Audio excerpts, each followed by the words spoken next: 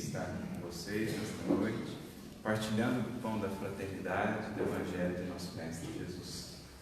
Que a gente, inspirados por esse calor fraterno que nos aquece não só os corpos, como também, principalmente, o coração, possamos realmente acreditar um pouco mais na força do amor, na força do bem e hoje, mais especificamente, na força do perdão. Porque será essa a nossa temática nesta noite. Conversaremos um pouquinho acerca dessa virtude, muitas vezes tão esquecida e, sobretudo, hoje, ainda no mundo, tão necessária. Quando nós pensamos na quantidade de dores, de lágrimas, de lutas, de expiações dolorosas, enfim, quando nós pensamos no quanto de dor e de sombra ainda a ausência do perdão produz no mundo, nós ficamos a pensar um pouco mais na importância e na premência de investirmos nessa virtude. Quantos dramas não vão se desenrolando, encarnações sem fim, por conta dessa ausência do perdão? Quantos círculos, ou melhor, quantos círculos, quantas repetições, círculos viciosos de vingança, de ataque, de agressividade, de ódio, não se perpetuam ao longo dos séculos pela ausência do perdão. Percebemos, portanto, que é dos elementos mais necessários para a construção de um mundo novo, que seja mais pacífico, para a construção de um mundo interior que possa refletir essa paz celeste para o mundo.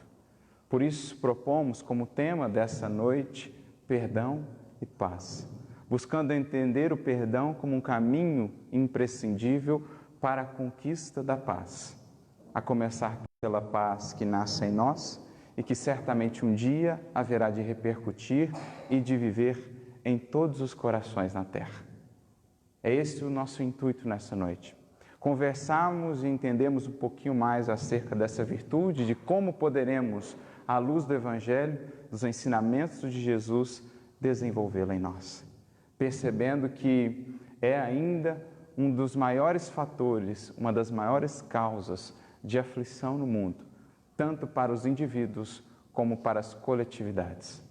Me recordando aqui de uma mensagem do nosso querido Emmanuel, que se encontra no livro Mãos Unidas, capítulo 37, intitulada A Estranha Crise, em que ele vai falar das crises do mundo e da maneira pela qual podemos vencê-las, mas dirá ele, existe no mundo uma estranha crise, das que traz mais aflição aos corações e aos povos.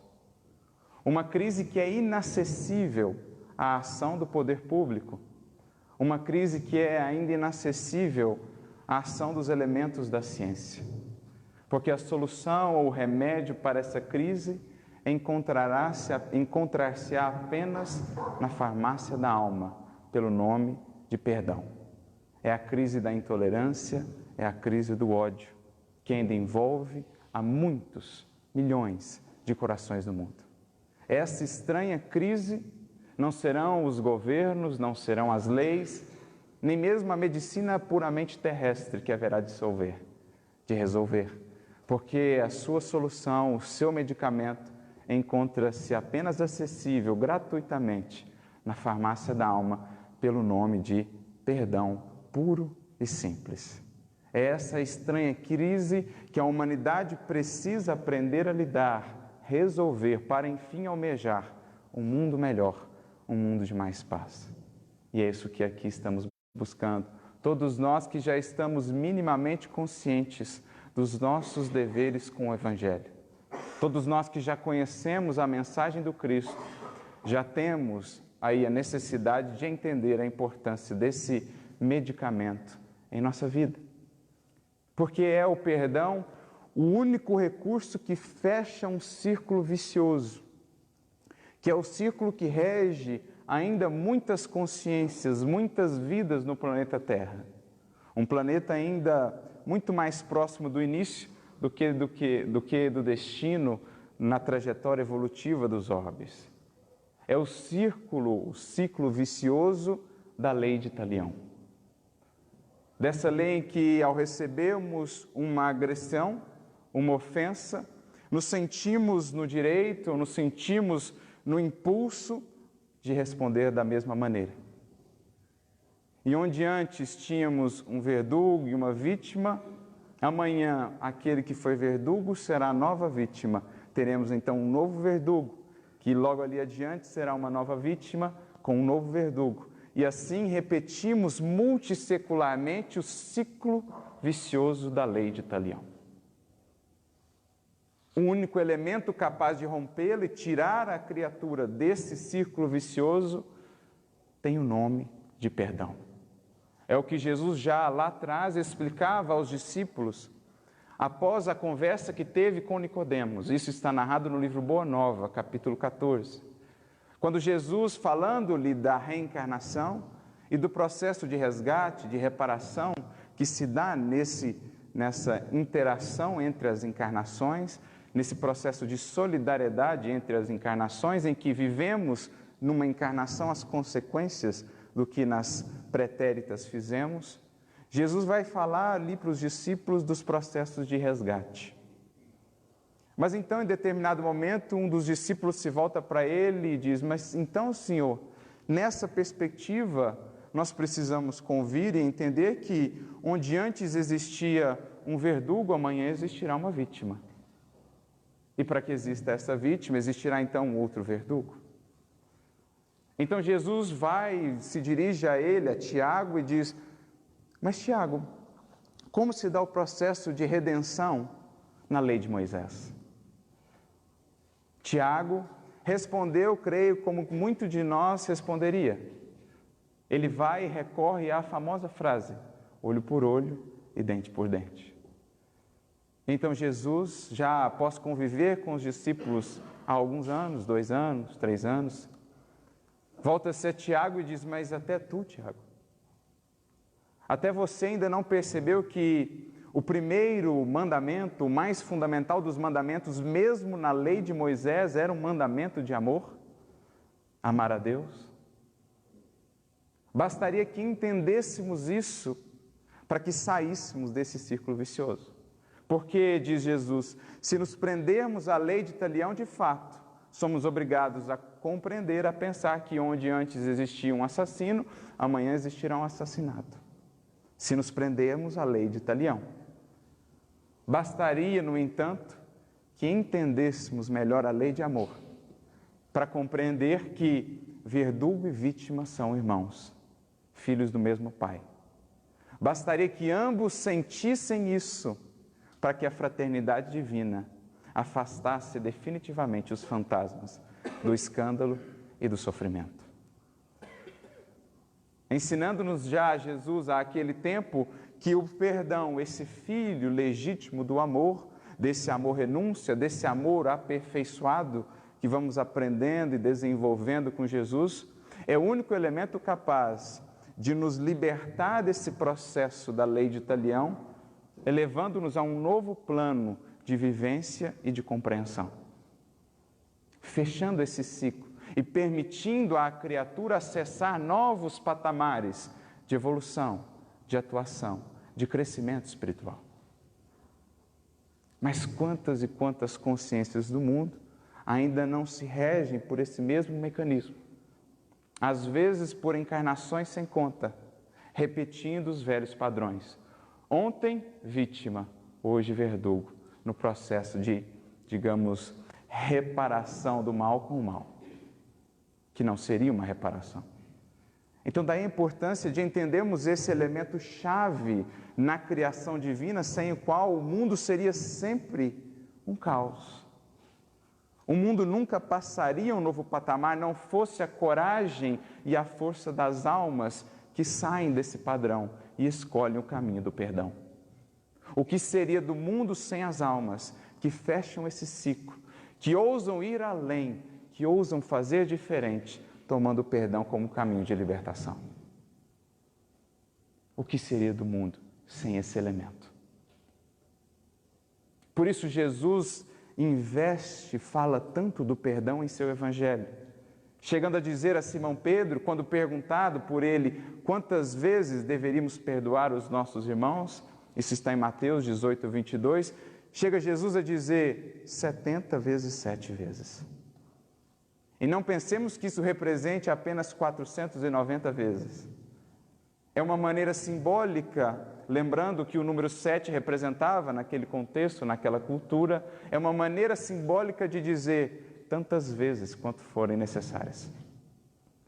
Porque sabia Jesus que num plano como o nosso, num planeta ainda de expiação e provas, com tantos contrastes, com espíritos em etapas tão distintas do processo de evolução, o perdão seria e é um elemento essencial para a manutenção da paz que seja possível na nossa convivência, na nossa inter-relação. Porque pelas nossas próprias imperfeições, muitas vezes, sem que o queiramos conscientemente, acabamos por nos ferir nos processos de convivência, de interação. Somos todos como que pedras pontiagudas que no contato uns com os outros acabamos por nos arranhar e ferir um pouco. Às vezes conscientemente, outras tantas sem sabermos ou sem querermos, porque ainda assim ainda somos assim. Jesus sabia, portanto, que o perdão era um elemento que tornaria essa convivência mais possível, mais amena, mais suave. Porque é essa convivência justamente que nos permite o aperfeiçoamento, que nos possibilita o nosso burilamento. Sem convivência, sem interação, não há crescimento, não há virtude, não há valores. Como diria Kardec no livro Céu e Inferno, é a vida em sociedade a pedra de toque das virtudes, porque aquele que vivesse no insulamento não teria ele nem vícios, nem virtudes. Porque só a convivência é que mede de fato e nos propicia o crescimento espiritual. É muito simples ser paciente, distante dos desafios da convivência, vivendo isolado. Então nós precisamos dessa interação. Mas como somos as pedras pontiagudas, por vezes essa interação machuca. Eis o elemento do perdão a misturar-se nessa relação, tornando-a amena. Gosto sempre de usar um exemplo. Na engenharia, utilizamos uma máquina, por vezes, quando precisamos de uma superfície muito bem polida. Nós utilizamos uma máquina chamada moinho vibratório. Você tem lá a superfície áspera, pontiaguda, pega aquilo, coloca dentro de um moinho, coloca ali umas esferas, umas pedras, tudo ali dentro e bota aquilo para vibrar. Muito tempo vibrando, chacoalhando, mexendo ali dentro, ao final nós temos a superfície polidinha. Assim é muitas vezes a nossa convivência no mundo, a nossa convivência no lar, nesses contatos, nessa interação, vamos aos poucos polindo uns aos outros, aparando as arestas uns dos outros. Mas isso pode ser mais suave quando colocamos, por exemplo, o óleo do perdão no meio desse processo. É isso que Jesus quis dizer ao orientar Pedro e a todos nós do número 70 vezes, da necessidade do perdão tantas vezes quanto forem necessárias, uso indiscriminado, esse sim, sem problema de excesso, sem problema de exagero, porque ainda carecemos desse elemento para a manutenção da paz que nos seja possível na condição espiritual em que estamos. Porque caso não o façamos, somos nós os mais prejudicados, não o ofensor. Vamos percebendo que o perdão é, na verdade, retomar em nossas mãos a chave da felicidade, da nossa paz, porque quando não o fazemos, deixamos na mão de terceiros ou das circunstâncias, porque passam a ser eles aqueles que definem como estaremos sentindo, o que estaremos vibrando em nosso coração. Quando não aprendemos a perdoar, transferimos a terceiros a paz que possamos construir. A ação deles, a escolha deles é o que dirá o que trazemos no coração, mas ao perdoar, recobramos em nossas mãos as rédeas da nossa vida, o controle do nosso mundo interior, nos libertando das experiências difíceis para seguirmos adiante na proposta evolutiva que Deus traçou para todos nós. é o elemento sustentador da nossa paz interior. Quando ausente, a perdemos. Alguém nos fere, leva a paz, o equilíbrio. Deixa-nos aqui com o sofrimento, deixa-nos com esse sentimento que aos poucos vai nos corroendo por dentro, pela ausência do perdão. Por isso conta-nos Humberto de Campos os bastidores dessa fala de Jesus a Simão Pedro, sobre os 70 vezes 7 vezes. Isso está narrado no livro Boa Nova, capítulo 10, intitulado O Perdão. Quando Jesus está ali conversando com Pedro e diz a ele: Pedro, a paz é um patrimônio que cada coração está obrigado a defender, para bem trabalhar no esforço divino que lhe compete no mundo. Então Jesus nos orientou o perdão para que pudéssemos cultivar essa paz como o mais precioso patrimônio que nos é dado trazer aqui no mundo, ou levar do mundo, para que pudéssemos, nesse estado de mais equilíbrio, de mais serenidade, bem realizar o que aqui viemos fazer, nos melhorarmos, atendermos à vontade divina, para retornarmos ao mundo espiritual melhores do que quando aqui chegamos, mais iluminados, mais pacificados do que quando para cá retornamos. Só consegue agir bem, a nossa ação só é proveitosa no mundo, gerando progresso para nós e para os semelhantes, quando zelamos pela paz em nosso coração, porque assim estaremos sintonizados com o alto para captar a vontade divina e executá-la.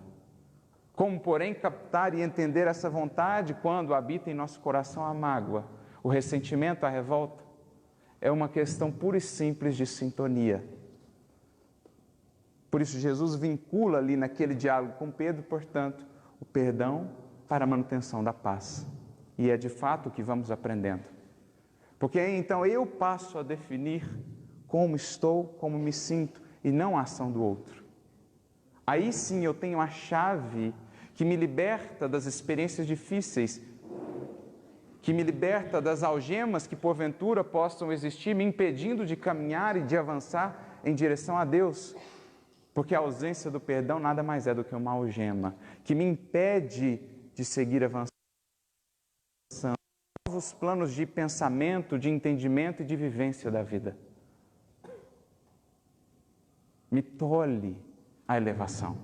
Quando, porém, tenho a chave do perdão, passo pela experiência difícil, me liberto da algema que porventura pudesse existir e sigo adiante, caminhando em direção ao futuro que me chama, que me convida com uma proposta sempre renovada de felicidade, de trabalho, de evolução. O perdão, portanto, liberta a nós mesmos. Ao perdoarmos, não libertamos o outro das consequências do seu ato, mas libertamos a nós mesmos para que possamos seguir no caminho que nos está trilhado. Por isso me recordo da fala de Nelson Mandela quando saía da prisão após 27 anos preso injustamente. Dizia ele: eu sabia que quando encaminhava-me para aquela porta, se não deixasse ali para trás o meu ódio e a minha amargura, eu não teria saído da prisão. Poderia estar com o corpo livre, porém a sua consciência, o seu coração, estaria ainda preso àquela situação, àquela circunstância, impedindo-o de alçar voos mais altos no plano do espírito da evolução. Por isso o perdão é libertação, sobretudo de nós mesmos. Por isso a palavra traduzida por perdão nos evangelhos vem do verbo grego aphiemi, que nada mais significa do que deixar ir, libertar.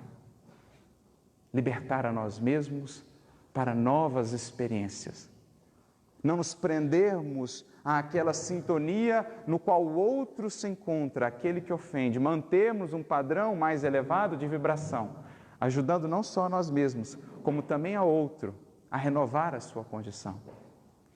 Essa força do perdão, libertadora, transformadora. Até em termos de saúde, dirá Emmanuel, uma mensagem muito interessante que está no livro Hora Certa, capítulo 18, intitulado Cura do Mal.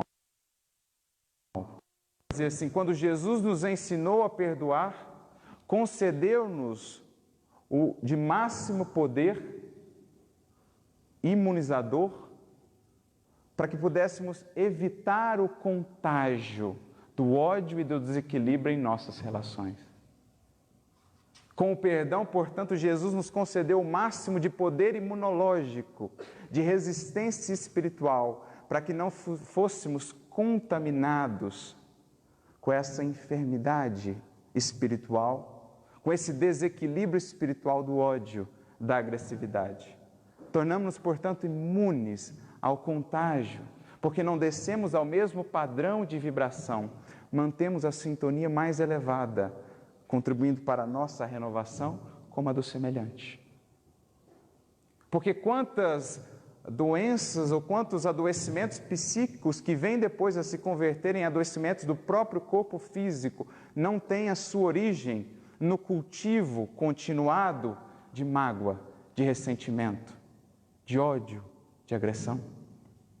Quantos adoecimentos dolorosos aí não estão como resultado, a ponta do iceberg, de um processo longo de cultivar internamente a aflição que nasce do ressentimento, da ausência do perdão?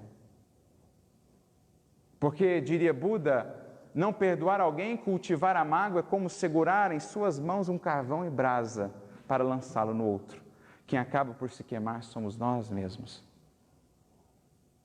Mas na medida em que desenvolvemos em nós a capacidade de perdoar, fortalecemos o nosso sistema imunológico e espiritual e nos tornamos vacinados contra esse tipo de contaminação.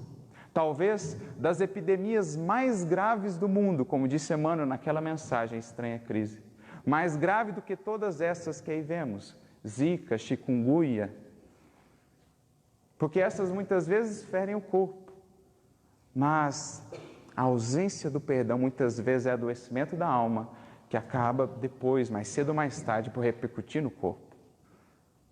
Então é também uma cura, um processo de libertação da enfermidade, buscando a saúde em sentido integral. Porque já somos convidados a compreender, nós espíritas, que saúde não será apenas equilíbrio do corpo. Saúde, pela ótica do espírito, será a perfeita harmonia da alma. Portanto, não é possível ter saúde efetivamente falando, cultivando no coração mágoa, ressentimento. Cura. Por isso dirá ele também, naquela mesma mensagem do livro Mãos Unidas, capítulo 37, o perdão é o antibiótico mental, o único antibiótico mental, capaz de extinguir as infecções do ressentimento. Olha que feliz definição. Perdão é antibiótico mental. Num tempo em que estamos tão preocupados com a cura do corpo, em resolver as questões do corpo, muitas vezes de maneira imediatista, sem pensar no que tem levado àquele adoecimento do corpo, logo queremos um medicamento para suprimir a dor, sem olhar o que está por trás daquilo. Vem Emmanuel nos dizer, será que temos pensado na farmácia, nos medicamentos da alma, de onde nascem efetivamente, ou pioram efetivamente muitas de nossas enfermidades, mesmo no corpo? Porque cultivar emoções violentas, emoções em desalinho, é também desarmonizar o nosso próprio corpo físico. No livro Pensamento e Vida, capítulo 28, quando fala das enfermidades e dos processos de influência da mente, do pensamento em nossas enfermidades, dirá Emmanuel, toda emoção violenta no corpo é como uma martelada, uma forte martelada na engrenagem de uma máquina sensível. E toda aflição cultivada é como uma ferrugem destruidora, prejudicando-lhe o funcionamento. Assim são essas emoções cultivadas por nós 24 horas por dia. Emoções violentas, desagregadoras. Não há corpo, não existem células, tecidos que resistam a isso. A essa pressão, a tamanho desalinho da importância desse antibiótico, dessa vacinação mental, com relação à agressividade, daí a premência do perdão. Libertando-nos para a cura efetiva da nossa alma, contribuindo também, mais cedo ou mais tarde, para a renovação daquele que foi o ofensor. Então veja a importância disso. Sem isso, estaremos ainda continuamente nos prendendo às circunstâncias, às situações, incapazes de cultivar a paz para que a nossa ação no mundo possa ser proveitosa. Alguém me fere, me desanimo, me desequilibro, fico preso à situação, não avanço, prejudico-me, prejudico o outro, prejudico o trabalho, prejudico a minha ação no mundo, a minha presença, perco o tempo que poderia estar sendo empregado em evolução, perco a energia que poderia estar sendo melhor aplicada em renovação. Tudo pela ausência do perdão. Mas o perdão em sentido profundo, como dirá Jesus, como dirão os Espíritos também, o apóstolo Paulo, por exemplo, na sua mensagem no Evangelho segundo o Espiritismo, no capítulo 10, item 15, quando ele fala dos dois tipos de perdão. Existirá o perdão dos lábios, como existirá o perdão do coração. Existirá aquele perdão que é apenas aparente, que não resolveu de fato o problema, o adoecimento, o desequilíbrio. É aquele perdão em que digo, perdoo, mas nunca mais quero ver essa pessoa. Perdoo, mas assim que penso nela, toda aquela emoção negativa, toda aquela carga de ressentimento vem mais uma vez à tona. Está resolvido o problema? Estamos de fato livres para seguir avançando? Ainda não. Ainda não rompemos a algema, porque ainda não desvinculamos a nossa emoção desequilibrada daquele acontecimento. Sempre que ele me vem à memória, vem também a memória afetiva a ele vinculada, que ainda é uma memória de desequilíbrio. Por isso, o perdão efetivamente, o perdão, como nos ensinou Cristo, deve estar acompanhado do esquecimento. Algo do que os Espíritos nos falam tanto e que muitas vezes é incompreendido por nós, porque achamos que esse esquecimento se refere a não lembrar mais do fato. O que foi arquivado em nossa memória, diríamos, intelectual, aqui está arquivado. Não nos esqueceremos. Mas falam-nos eles de outro tipo de esquecimento. De outro tipo de esquecimento. Como nos ensina Emmanuel no livro Consolador, lá na questão 340, quando ele diz assim, para a convenção do mundo, perdoar significa apenas renunciar à vingança. Ou seja, para a convenção do mundo, perdoar significa não devolver na mesma moeda, mas não necessariamente eu trabalhei internamente o desequilíbrio, o ressentimento, a aflição. Então, muitas vezes, esse é o conceito de perdão para o mundo, mas, acrescenta ele, para o espírito evangelizado, perdão e esquecimento devem caminhar conjuntamente. Que esquecimento seria esse?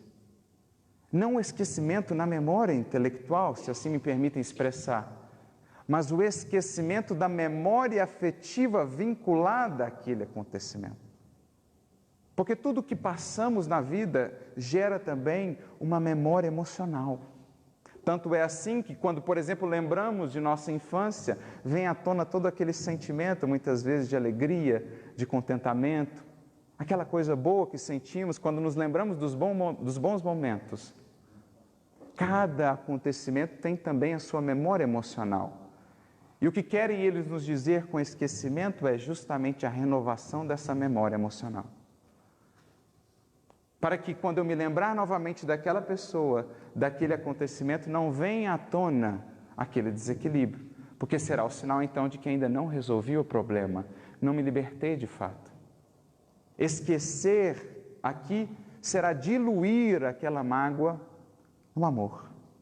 Será transformá-la, renová-la, banhá-la, envolvê-la na misericórdia e no amor, a ponto de que ela então nem mais seja sentida. E quando lembrarmos do fato, lembraremos sim da oportunidade que tivemos ali de desenvolver em nós um amor mais renúncia, um amor mais sublime, pela oportunidade que tivemos ali de aprender a perdoar. Será essa nova memória afetiva vinculada àquele acontecimento. Isso é de fato nos libertar pelo perdão efetivamente cristão.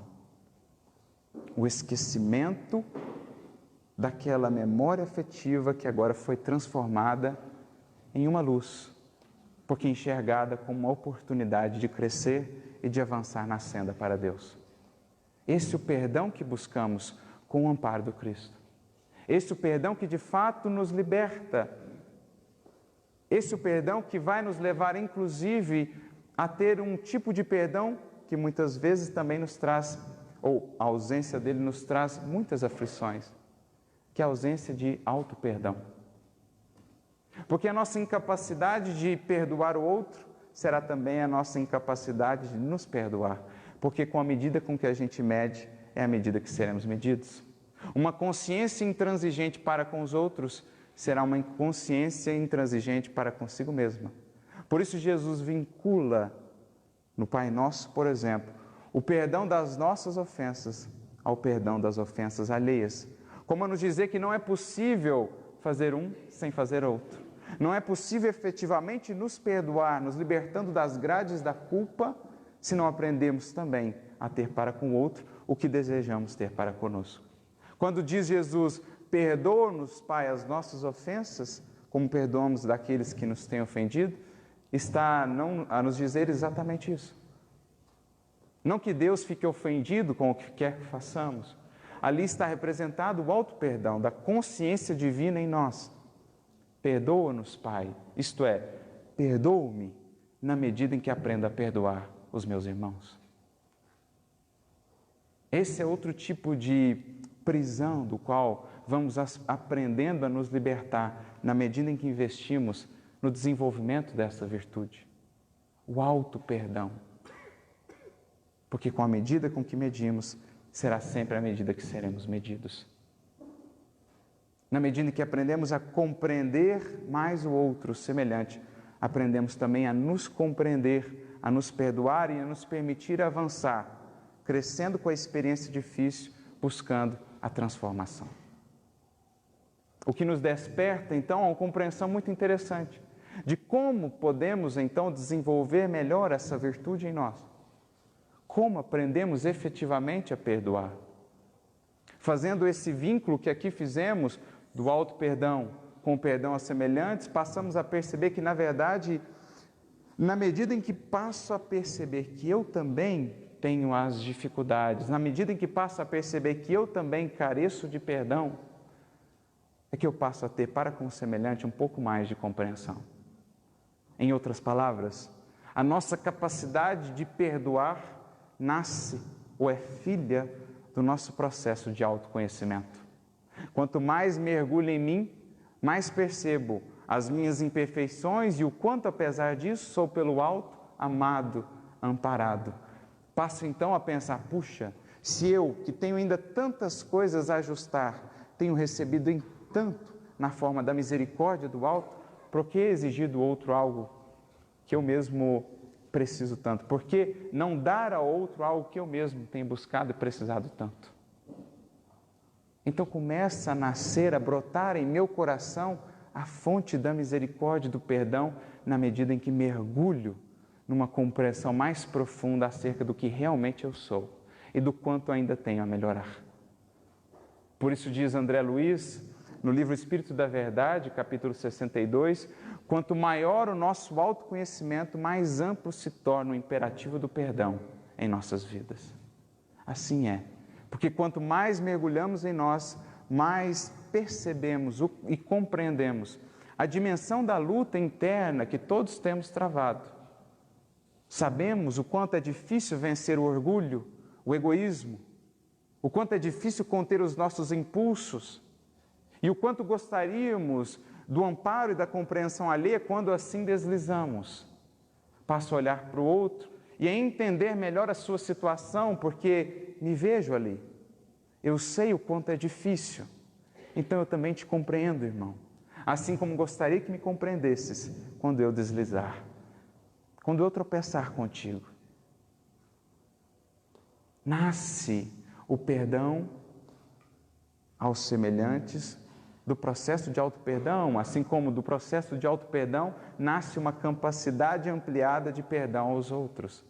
Numa interação, num processo de retroalimentação, em que um amplia o outro, em que um alimenta o outro, provendo então libertação. Me recordo aqui de um caso muito interessante que o próprio Evangelho nos ilustra, desse processo de construção da capacidade de perdoar, que é o caso de Simão Pedro. Ele que era, no começo da tarefa apostólica, quando Jesus o convida, talvez dos discípulos o mais intransigente, o mais endurecido, de fato uma pedra, Pedro, duro com os outros. Não tolerava os equívocos, os deslizes dos demais. Era ele como que o cão de guarda de Jesus. Aproximavam-se do Mestre as pessoas de vida pregressa complicada que queriam renovação e Simão Pedro as escorraçava. Quem é você? Sei do seu passado, um ladrão? O que vens fazer aqui na casa do Mestre? O que é você? Sei da tua vida? Então Pedro era esse intransigente defensor de Jesus. Julgava-se defensor de Jesus, muito duro, ao ponto de que, certa feita, Jesus é procurado por 3 homens que tinham lá uma vida pregressa complicada e queriam renovar-se, porque haviam ouvido falar da mensagem do Evangelho, que acolhia a todos, os pecadores, os transviados. Pensavam eles, talvez ali tenhamos uma chance de uma nova vida pela qual já ansiamos. Então vão, se dirigem a Jesus. Chegam lá onde Jesus estava, Jesus precisava sair para atender um caso urgente e deixa então que Simão Pedro cuidasse das necessidades. Fala, Simão, ajude-os com a verdade e parte para a sua missão. Simão então pega a verdade como um bastão e sai dando bastonadas em cada um dos 3. Você, sei muito bem quem é você, do seu passado, sei muito bem dos problemas da sua família, o que vens fazer aqui, o que vens buscar com Jesus. Quando Jesus retorna, estavam ali os 3, desanimados, abatidos, amuados, após a, entre aspas, surra que levaram de Simão. Jesus então pergunta a Simão o que havia acontecido, não que ele não soubesse, mas pergunta a Simão o que havia acontecido, e Simão, Senhor, cumpri o que você me pediu, os amparei e os ajudei com a verdade. Simão, era para amparar. Olha o que você fez. Então esse era Simão Pedro, intransigente, incapaz de sentir ainda a misericórdia, dificilmente ainda capaz de perdoar. Mas a vida vai nos ensinando, e não foi diferente com ele. Era a última ceia e Jesus começa a dizer, olha, eu vou a um lugar em que vocês não poderão me acompanhar. Simão se julgava dos discípulos o mais forte, infalível. Diz, onde você vai que eu não posso te acompanhar? Se preciso for, vou com você até o fim do mundo. Se preciso for, morro por ti. E Simão então começa a se portar assim, mostrando, querendo mostrar-se como alguém muito infalível, e Jesus começa a desconstruir aquela ideia. Simão não aceita que Jesus lave os seus pés, acusando os demais apóstolos de serem ingratos. Os meus pés não lavarás. Os outros são ingratos. Como a dizer, eu sou mais especial que os demais. E Jesus disse, Simão, se não lavar os teus pés, não tem parte comigo. Ele então, empolgado, diz, não, então não lava só o pé, lava a cabeça, lava o corpo inteiro. Simão, ainda ingênuo, ainda aprendendo com a vida. Mas quando Jesus diz, Simão, essa tua inquietação se faz credora de novas lições, porque vais aprender ainda esta noite que o homem no mundo é mais frágil do que perverso. Simão ficou magoado, achando que Jesus não entendia toda a sua entrega, a sua força, a sua fidelidade. Mas eis que, dito e feito, naquela mesma noite, antes que o galo cantasse, ele o nega 3 vezes, como Jesus havia predito. E ali, quando estava, pela primeira vez, talvez, naqueles 3 anos, efetivamente no chão, ele começou a compreender o que é estar do outro lado. Não de quem aponta quem errou ou quem caiu, mas daquele que está caído no chão, daquele que tropeçou. E ali ele passou a perceber um pouco mais o valor de mãos estendidas ao invés de dedos apontados. Ali ele começou a entender um pouco mais o valor da misericórdia e do perdão, que ele não tinha tido até então com os semelhantes, porque agora era ele, o caído. O que se julgava infalível era agora o que se encontrava em erro, arrependido, angustiado em seu coração pela queda. Ali ele inverteu as posições, o que a vida faz muitas vezes conosco, e ali ele passou então a começar a compreender o valor do perdão, da misericórdia, da compreensão para com os semelhantes, porque ali era ele o que necessitava desses valores. Por isso diz Humberto de Campos, isso está no Boa Nova também, capítulo 26, começa a nascer ali no coração do discípulo a fonte da misericórdia, que viria a torná-lo mais adiante, não mais o Pedro, a pedra dura e intransigente, mas o Pedro, a rocha, que servia de amparo e sustentáculo aos semelhantes. Da pedra a pedra que feria, a pedra que amparava. Ali começa a se construir de fato Simão Pedro, o apóstolo, aquele escolhido por Jesus para ser o sustentáculo do cristianismo nascente. Por quê? Porque ele mergulhou um pouco mais nele mesmo. Toda aquela intransigência sua nascia dessa cegueira para com as suas fragilidades, para com as suas imperfeições. Julgava-se forte demais, infalível, porque ainda não havia mergulhado muito profundamente em si. Quando mergulhou, pôde perceber, precisava ele de misericórdia, de perdão. Pôde então aprender, precisava ele também aprender a perdoar, a ser compreensivo. Do seu autoconhecimento, do mergulho interior, acabou ele por encontrar a fonte do perdão, da misericórdia. É isso que cada um de nós vai fazendo na medida em que mergulha em si mesmo. De modo que nós poderíamos dizer, sem sombra de dúvidas, que a capacidade ou não de perdoar é um sinal, ou é uma medida do quão fundo já fomos em nós. Se ainda estamos na condição de superfície do que somos ainda extremamente intransigentes. Mas se já temos avançado um pouquinho no país de nós mesmos, mergulhado um pouco mais fundo em nós, temos a certeza, é um processo natural, desabrochar o perdão, como filho do autoconhecimento, como filho do amor. É isso que aprendemos com o Evangelho.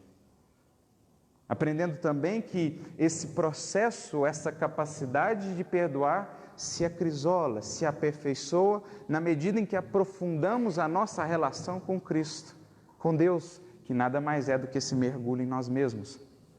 Quanto mais afinamos o nosso pensar, o nosso sentir com Jesus, mais capazes nos tornamos de perdoar. Porque então, com o amparo dele, conseguimos fazer algo que por nós mesmos, sozinhos, não seríamos capazes. Por isso diz Emmanuel, numa mensagem que está no livro Monte Acima, capítulo 14, intitulada Amar e Perdoar. Ele diz assim, quando Jesus nos orientou a amarmos uns aos outros como Ele nos amou, ou perdoarmos 70 vezes, 7 vezes, sabia Ele que ainda não estávamos de todo habilitados a fazer isso. Mas queria Ele que, aceitando essas suas diretrizes com paciência, estaríamos cada vez mais próximos dele, para que com ele estivéssemos fortes e seguros para fazer o que sozinhos não faríamos. Por isso a nossa capacidade de perdoar cresce quando Cristo cresce em nós. Quando há menos eu e mais Jesus. Nas palavras de João Batista, é preciso que ele cresça em mim e eu me diminua. Menos ego, mais Cristo, mais essência divina a desabrochar as virtudes que estão em nós, todas elas, na condição de sementes. No Cristo são frutos, em nós sementes ainda, mas na medida em que investimos nessa comunhão, nesse estreitamento de laços com o Mestre, mais Ele se faz presente em nós, para que com Ele possamos agir, amar, perdoar, tanto quanto nos seja necessário. Desse processo de mergulho, então, estabelece uma conexão mais profunda com Ele, a comunhão efetiva. E é isso que, aos poucos, gradativamente, vai nos libertando. Daí a premência, a urgência do perdão. Como diz Emmanuel, numa mensagem que está no livro Rumo Certo, capítulo 15, intitulada Agressores e Nós não vou lê-la toda, apenas um trecho. Ele diz assim: se a injúria, a ofensa, nos visita o cotidiano, pensemos em nossos opositores na condição de filhos de Deus, tanto quanto nós, e situando-nos no lugar deles, analisemos o que estimaríamos receber de melhor das leis divinas se estivéssemos em análogas circunstâncias. Saiamos de nós, aprendendo a amar, a enxergar o outro nessa nova perspectiva de mais compreensão a partir da necessidade que reconheço em mim mesmo. Eu vou me colocar no lugar dele e então sentir o que ele gostaria de receber. Porque se eu tivesse nessa situação, seria o que eu mesmo gostaria de receber. À luz do novo entendimento que nos repontará dos recessos da alma, observaremos que muito dificilmente estaremos sem alguma parcela de culpa nas ocorrências desagradáveis de que nos cremos vítimas. Como diz Emmanuel em outro momento, há muitas injustiças no mundo, mas não há injustiçados. Não há verdugo ou vítima integrais. Há sempre uma composição, ainda mais quando olhamos do ponto de vista espiritual e vemos todas as encarnações. Veremos muitas vezes que não somos apenas as vítimas que julgamos ser, como não são eles também apenas os verdugos que possamos imaginar. Por quê? Porque agora o nosso olhar é diferente. Renovamos a lente com a qual enxergamos o mundo e os outros, uma lente mais clara, menos turvada pelas sombras de nossas paixões, porque agora clareada pela luz do amor, da compreensão. Recordaremos em silêncio os nossos próprios impulsos infelizes, as sugestões delituosas, as pequenas acusações indébitas e as diminutas desconsiderações que arremessamos sobre determinados companheiros. Veremos que nós, muitas vezes, temos muitos dos elementos que julgamos, que recriminamos no semelhante. Até que eles, sem maior resistência, diante de nossas mesmas provocações, caem na posição de adversários perante nós. Efetuado o autoexame, não mais nos permitiremos qualquer censura, e sim proclamaremos no coração a urgente necessidade de amparo da misericórdia divina, em favor deles e a nosso próprio benefício. E então ele conclui dizendo: então, à frente de qualquer agressor, de qualquer ofensor em nossos caminhos, não mais diremos no singular: eu te perdoo, e sim reconheceremos a profunda significação das palavras de Jesus na oração dominical, ensinando-nos a pedir a Deus desculpas para as nossas próprias falhas, antes de as rogar para os nossos ofensores. E repetiremos com todas as forças do coração: perdoai, Senhor, as nossas dívidas, assim como nós perdoamos aos nossos defensores. Veja que bonito isso. Não mais no singular, eu te perdoo, porque reconheceremos que estamos efetivamente quase todos que no mesmo plano. Então é na verdade: Senhor, perdoa-nos a todos, porque todos carecemos da sua misericórdia. Essa é a maneira de enxergar de quem despertou para o amor, de quem aprofundou-se em si mesmo e já entendeu o perdão como esse profundo elemento libertador, sem o qual não alcançaremos a paz possível em nossos corações e no mundo. Porque afinal de contas, como congregar, como viver no mesmo espaço, como conviver no mesmo espaço, amor e ódio, mágoa e equilíbrio, ressentimento e paz. Não há outro caminho, portanto, para a paz que nos seja possível, na condição espiritual que estamos, senão pelo caminho do perdão, que é esse ato de doação de nós mesmos, quando abrimos as comportas do coração para que o amor divino, a misericórdia do alto possa fluir por nós, alcançando os demais, levando consigo tudo que era sujidade, tudo que era causa de enfermidade, purificando de fato o nosso mundo interior, para que então, e só então, possa ali florescer a paz, a renovação. Abramos, portanto, as comportas do coração. Deixemos fluir através de nós a força transformadora do amor. Porque veremos agora, não no ofensor, não mais uma pessoa que nos fere, que nos machuca. Veremos sim um sofredor. Alguém que está naquela condição e assim age, tentando aliviar um pouco a sua dor. Deixemos-nos agora enternecer pela compaixão que irradia o Criador por todo o universo. Sintonizemos o nosso coração com essa vibração e estaremos então em um novo patamar de vida, de trabalho, de compreensão. Porque só renovam o mundo aqueles que têm a coragem do perdão. São eles que rompem esse ciclo vicioso da vingança, da revolta, do ódio, da agressão. São eles que em tempos de sombra semeiam a luz. São eles que trazem as sementes de renovação ao mundo, às comunidades onde vivem, por onde passam. Esse é o legado precioso que deixam com o perdão.